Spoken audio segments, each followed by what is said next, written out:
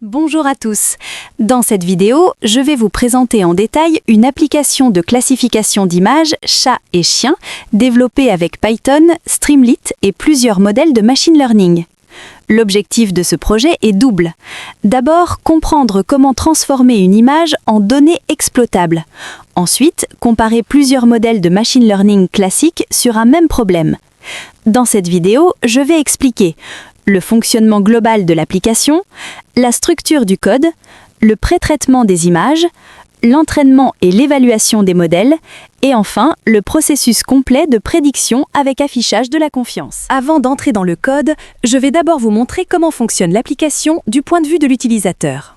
Ici, l'utilisateur peut choisir la source de l'image, soit une image locale depuis son ordinateur, soit une image via une URL à partir d'Internet.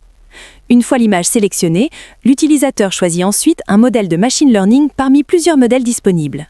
Ensuite, lorsque l'image et le modèle sont choisis, l'utilisateur clique sur le bouton Predict.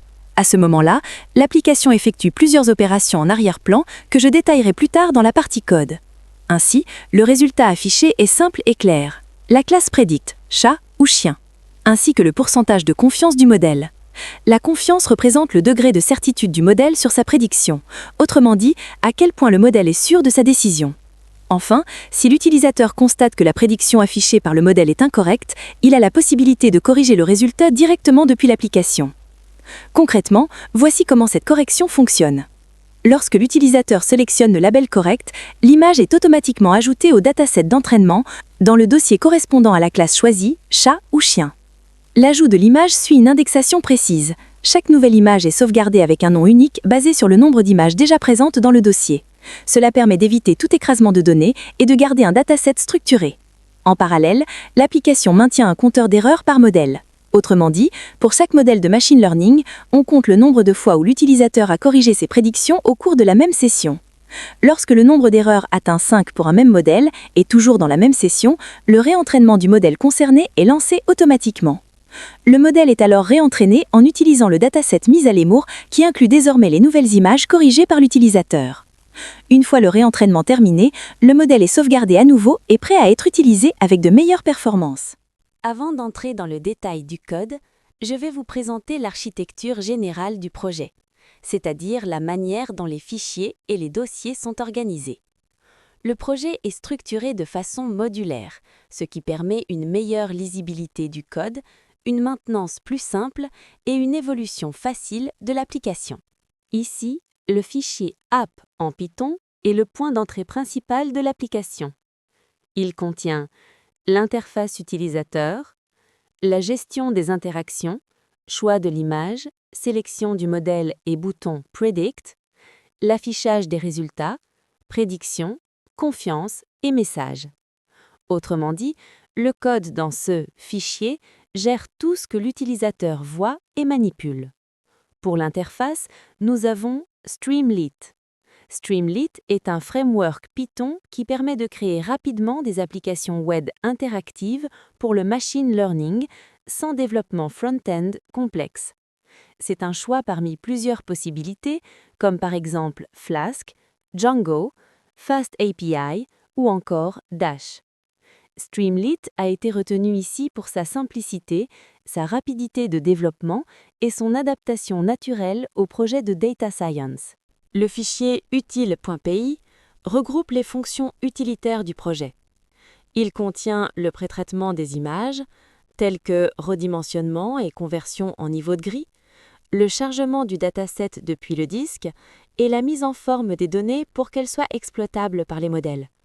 Ce fichier permet donc de séparer clairement le traitement des données de la logique de l'interface utilisateur. Le fichier training d'extension Python est dédié à la partie machine learning. Il contient la définition et l'entraînement des différents modèles, à savoir Logistic Regression, KNN, Naive Bayes, etc. Aussi la sauvegarde des modèles entraînés et le réentraînement ciblé d'un modèle spécifique. Ce découpage permet de dissocier clairement l'apprentissage automatique du reste de l'application. Le dossier Models contient tous les modèles entraînés, sauvegardés sous forme de fichiers, généralement avec l'extension .pkl. Chaque fichier correspond à un modèle précis.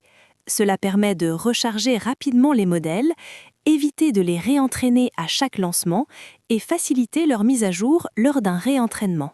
On trouve également le dossier PyCache. Ce dossier est créé automatiquement par Python dès qu'un fichier .py est exécuté. Il contient des fichiers compilés en bytecode avec l'extension .pyc. Mais qu'est-ce que cela signifie concrètement ? Lorsque Python exécute un script, il commence par traduire le code Python lisible par l'humain en une forme intermédiaire appelée bytecode, que la machine peut interpréter plus rapidement. Au lieu de refaire cette traduction à chaque exécution, Python enregistre le résultat dans ce dossier, puis le réutilise lors des prochains lancements. Ceci permet un déparrage plus rapide de l'application et une exécution fluide. Ici, on arrive au cœur du projet. Ici, on parle de data. Et la data, aujourd'hui, c'est de la valeur. On dit souvent « les données ne se donnent pas, elles s'achètent ». Sans données, il n'y a pas de machine learning. Pour cette application, nous avons besoin de données fiables pour tester et entraîner nos modèles. Plutôt que de les créer manuellement, nous avons utilisé un dataset provenant de Kaggle, la référence mondiale en data science. Le fichier était fourni au format zip. Nous l'avons donc téléchargé puis extrait localement. C'est cette extraction qui a donné naissance au dossier dataset. Le dossier dataset est structuré de manière claire et logique en 3 parties. Train, ce dossier contient les données d'entraînement. Ce sont les images que le modèle voit pendant l'apprentissage. Elles sont organisées par classe, cat et dog. Test, ce dossier contient les données de test. Ces images ne sont pas utilisées pour l'apprentissage, mais pour évaluer les performances du modèle. C'est à partir de ces données que l'on mesure la précision et le comportement général du modèle. Et finalement, test 2. Ce dossier est dédié aux tests manuels et à la démonstration. Les images de ce dossier sont utilisées pour les prédictions dans l'application afin de montrer le fonctionnement en temps réel. Après avoir présenté la structure générale du projet, je vais maintenant passer à une partie essentielle, c'est le pré-traitement des images. Avant d'expliquer les fonctions utilisées dans notre projet, il est important de comprendre ce qu'est réellement une image de point de vue informatique. En informatique, une image n'est pas un simple dessin, c'est en réalité une matrice de pixels. Un pixel est la plus petite unité d'une image numérique. Chaque pixel contient une information numérique qui représente soit une intensité lumineuse, soit une combinaison de couleurs. Par exemple, dans une image au niveau de gris, chaque pixel est représenté par une seule valeur, généralement comprise entre 0 et 255. 0 correspond au noir et 255 correspond au blanc. Dans une image en couleur, chaque pixel est décrit par 3 valeurs, le rouge, le vert et le bleu. C'est ce qu'on appelle le modèle RGB. C'est pour cela qu'une image de couleur est représentée sous forme d'une matrice 3D. Hauteur, largeur et les 3 canaux RGB. Le problème, c'est que les images brutes ne sont pas directement exploitables par les algorithmes de machine learning. Elles peuvent avoir des tailles différentes, des couleurs inutiles pour la classification ou encore des valeurs non normalisées. C'est pour cette raison que nous utilisons cette étape, appelée le pré-traitement des images. C'est à transformer une image brute en une forme standardisée et optimisée afin qu'elle puisse être correctement analysée par les modèles. Ce pré-traitement comprend principalement le redimensionnement de l'image. En effet, les images du dataset ne proviennent pas toutes de la même source et n'ont donc pas les mêmes dimensions. Or, en machine learning, toutes les entrées doivent avoir exactement la même taille. C'est pourquoi nous redimensionnons toutes les images à 200 x 200 pixels. Cela permet d'uniformiser les données, d'éviter les erreurs lors de l'entraînement et de garantir un comportement stable du modèle. Deuxième version, au niveau de gris. Une image couleur contient beaucoup d'informations, mais toutes ne sont pas nécessaires pour distinguer un chat d'un chien. En convertissant les images RGB au niveau de gris, on supprime la dimension couleur, on conserve les formes, contours et textures, et donc on réduit fortement la quantité de données à traiter. Cela permet des calculs plus rapides et moins de complexité. Après redimensionnement et conversion au niveau de gris, l'image est toujours une matrice 2D. Cependant, les modèles de machine learning classiques ne peuvent travailler que sur du vecteur numérique. Chaque image est donc transformée en un vecteur à une seule dimension contenant l'ensemble des valeurs du pixel. Ce vecteur devient l'entrée directe du modèle. Et la dernière étape clé, c'est la normalisation. Les valeurs des pixels peuvent varier fortement. Sans normalisation, certaines valeurs dominent l'apprentissage, le modèle converge lentement au mal. Alors, la normalisation permet de mettre toutes les valeurs sur la même échelle, d'améliorer la stabilité et d'augmenter la précision du modèle. Le principe du pré-traitement est clair, je vais vous montrer comment ces opérations sont implémentées concrètement en Python. L'objectif ici n'est pas seulement de vous montrer le code, mais surtout de comprendre sa logique et son rôle dans le fonctionnement global de l'application. Alors, au début du film, nous importons plusieurs bibliothèques nécessaires au traitement des images, des données. La bibliothèque OS qui permet de naviguer dans les dossiers de dataset, NumPy pour manipuler les tableaux numériques, le scikit-image qui sert à lire redimensionner et convertir les images au niveau du clic, et le standard scaler de scikit-learn qui permet de normaliser les données. On définit deux paramètres importants. Le premier, c'est image size, qui fixe la taille standard des images à 200 pixels. Le second, dataset ou bien dataset path, qui indique l'emplacement du dataset sur ordinateur. Ces paramètres, bien sûr, garantissent une cohérence de données tout au long du projet. Nous avons une fonction load and preprocess qui permet de préparer l'image avant son utilisation par les modèles.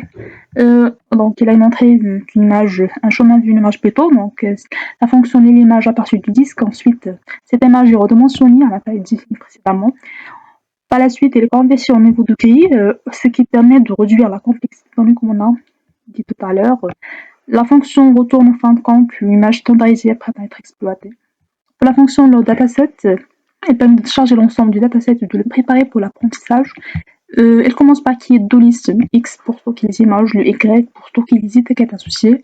Le dataset est ensuite parcouru dossier par dossier en distinguant deux classes, cat et dog. Pour chaque image, la fonction applique le pré-traitement précédent puis ajoute l'image son label aux listes correspondantes.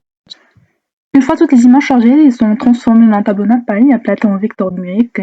Ensuite, nous utilisons le standard scaler pour normaliser les vecteurs, bien les valeurs du pixel. Si le scalar n'existe pas encore, il est créé. Si l'on phase d'apprentissage, les données sont ajustées avec transform. Sinon, on applique simplement transform, ce qui garantit une cohérence avec l'entraînement, ou bien entre l'entraînement et le test. Enfin, cette fonction retourne les données pré-traitées X, les étiquettes Y et le scaler utilisé. Les éléments sont ensuite utilisés par les fonctions d'entraînement et de prédiction.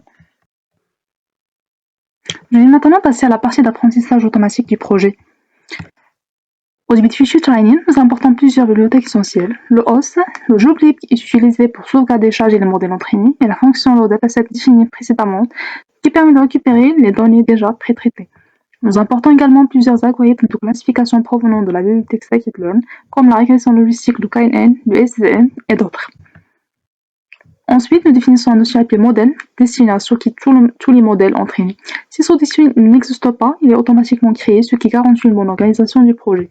Nous définissons également le chemin de sauvegarde du scaler, car la normalisation utilisée à l'entraînement doit être strictement la même lors des prédictions. Pour les fonctions, nous avons la fonction train all models, qui permet d'entraîner tous les modèles en une seule fois. Le dataset, l'entraînement est chargé et le scaler est ajusté sur ce données. Ensuite, le dataset de test est chargé en utilisant le même scaler, ce qui garantit une cohérence entre les deux phases. Le scaler entraîné est ensuite sauvegardé sur le disque, afin d'être réutilisé plus tard sans recalcul. Nous définissons ensuite un dictionnaire contenant plusieurs modèles de classification. Chaque modèle représente une approche différente d'apprentissage automatique, ce qui permet de comparer leurs performances et de choisir le plus adapté au problème. Chaque modèle est ensuite entraîné sur des données d'apprentissage.